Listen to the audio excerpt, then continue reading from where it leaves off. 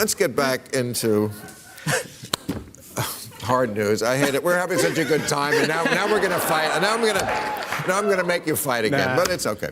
But I got to talk about the muzzle laws. There's these laws that have been introduced in a number of states to not talk about critical race theory. Now, critical race theory, I must say, to begin with, I hadn't heard the term probably a year ago. Now I hear it every day. I think Americans are just starting to hear it. And I think no one knows exactly what it is. They know it has something to do with race, and it's some kind of a theory. Right? How would you describe it? And then we'll ask, how would you describe it? What is critical race theory? I will admit that I read a lot of critical race theory in law school. So, you know, the work of Derek Bell or Gene Stefanczyk this and is the Richard stuff Delgado. No one knows but you and 6 other people. Right. So, but what matters is what is it practically? It's being taught in schools or some form of. Yes, there's a certain sort of crystallized version of it that is a lot less complex than what critical race theory actually is. But critical race theory essentially argues that racism is baked into all the systems of American society and that any sort of neutral system is, in fact, a guise for racial power. And so the argument is made by Derek Bell, for example, that Brown versus Board of Education, this is an argument he made in 1991, that Brown versus Board of Education was actually a way for the white community to leverage its own power. It wasn't an attempt to end segregation in public schools. Even things that are purportedly good in terms of race, so long as they uphold these broader systems, things like capitalism or things like the meritocracy, these things are actually just guises for power.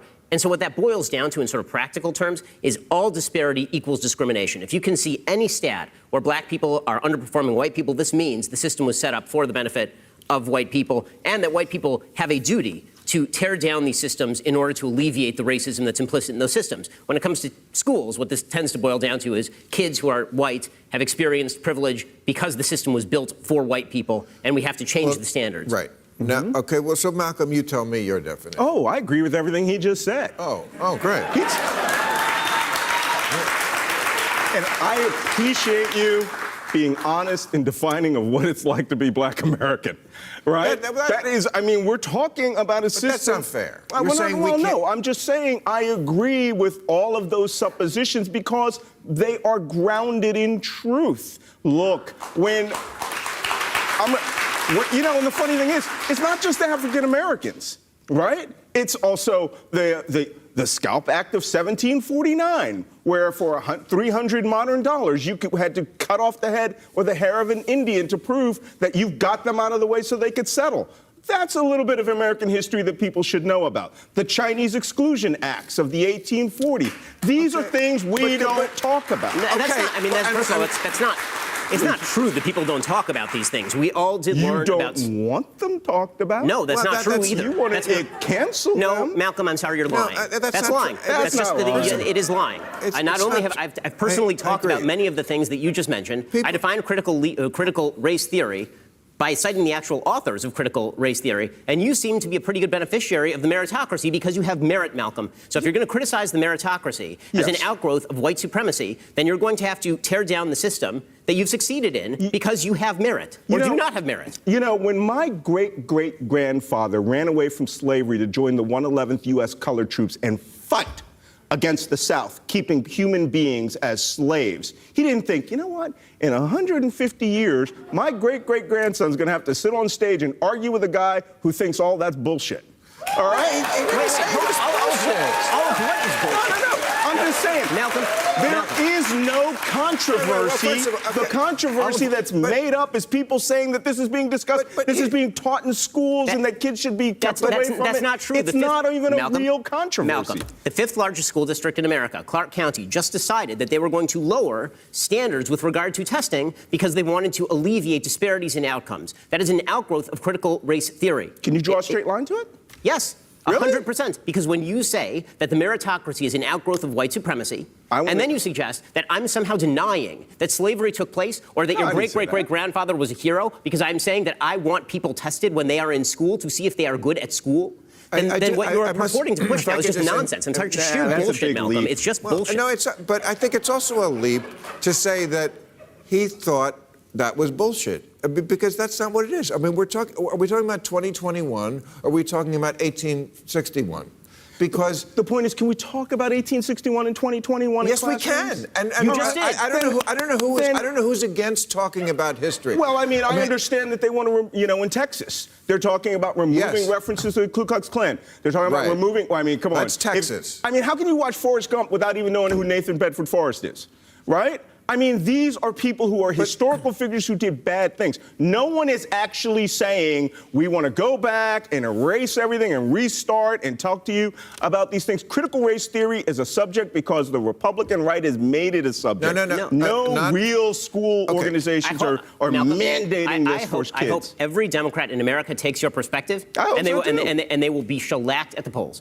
Roy Teixeira just wrote a piece, the emerging Democrat majority, Roy Teixeira, he just wrote a piece about what he called the Fox News fallacy, a tendency of people on the left to believe that just because Fox News mentions something, it can't be real. The reality is a lot of this stuff is taught in schools. You mean like viruses? Well, okay. Well, Can I? now I'm just I don't know. now I'm just confused Can I as just, to what you're talking as far about. as Yeah, you're easily what confused. people are experiencing in their lives, in their schools. Yeah. Okay, you're right. There are states, like from the old Confederacy, I think, who do want to airbrush history. That's not, I think, the majority in this country. If you ask me critical race theory, if you say, does that mean teach history unvarnished? I would say yes. Then I'm totally for critical race theory. If you say, does it mean acknowledging that racism persists today? I would say yes, teach that. Should we have remedial means? That's like affirmative action. There's lots of people who are against that. I'm still for that. I still think when you read the statistics, and I have some of them here, blacks earn 40% less, 90% less family wealth, high poverty high schools, 72% blacks to 31% white, live 6 years shorter, half as likely to go to college, 8 times more incarcerated. These are real statistics. The question is, what do we do to address them? These are wonderful. real statistics. You think we should address them? You think we should address them, right? The question is, what are we doing about it? Because if critical race theory means making children in school fixate on race, I'm not for that. If it's about collective guilt, I didn't do anything to your great-great-great-grandfather. I don't want to be responsible for that.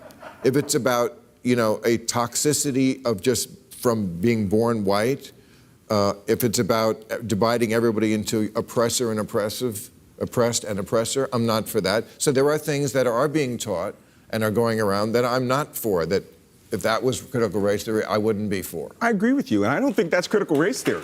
But it's being, I think again, what's happened here The no is true Scotsman that fallacy I is think very that what's tiring. happened here, as this terminology, sort of like defund the police, has been hijacked and been framed around the left as that they want to do all this, they want to rip down the entire social fabric of America, and they want us to be guilty about everything. I want you to teach history. I had a lot of people in the military. Hold on. I had a lot of people in the military, senior officers who had to make life and death decisions who were total morons about the cultures and institutions and countries we were going into, and people died because So I have of a that. question. I don't need that here. If we agree that history should be taught, why are you defending critical race theory, which is not history? Did I not just say a moment ago that I think that term has been hijacked and that's not what we're talking about? Okay, so let's say Then why are critical you race defending it? I'm going to go back and repeat that I didn't say that. Okay. You are literally Let's defending not- critical race theory by redefining it as just teaching history, which is a cheap semantic trick, and you know it. Is this what you do on your show? Because it sucks.